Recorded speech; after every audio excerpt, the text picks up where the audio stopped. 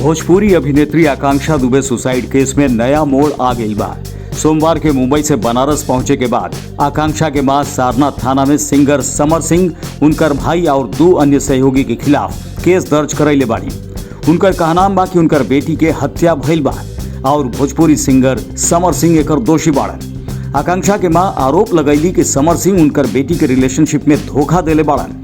वो कहली कि समर उनकर बेटी के 3 साल से प्रताड़ित करत रहे, फिल्म में काम करला के पैसा न देत रहे। जब वो आकांक्षा काम के पैसा मांगत रहे तो ओकरा साथ समर सिंह मारपीट करत रहे। इतना ही ना, कौनो दूसर के फिल्म या गाना में काम करला पर भी मारत पीटत रहे।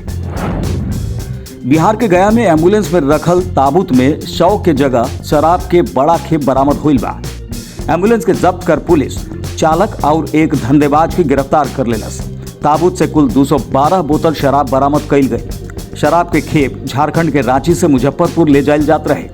संदेह होला पर डोभी झारखंड बॉर्डर पर धीरजा पुल के पास इतवार के देर रात एम्बुलेंस के रुकावल गई और ओकर तलाशी लेवल गई। इस दौरान ताबूत में शव के जगह शराब के बोतल मिलल। गया में पुलिस और बालू माफिया के बीच हाथापाई हो गई। अवैध बालू खनन के सूचना मिले पर पुलिस के टीम छापेमारी करे पहुंचल। यही दौरान पुलिस एगो जेसीबी जब्त कर लेलस। एकरा से बालू खनन कर रहल लोग उग्र हो गईलन और पुलिस से भिड़ गईलन।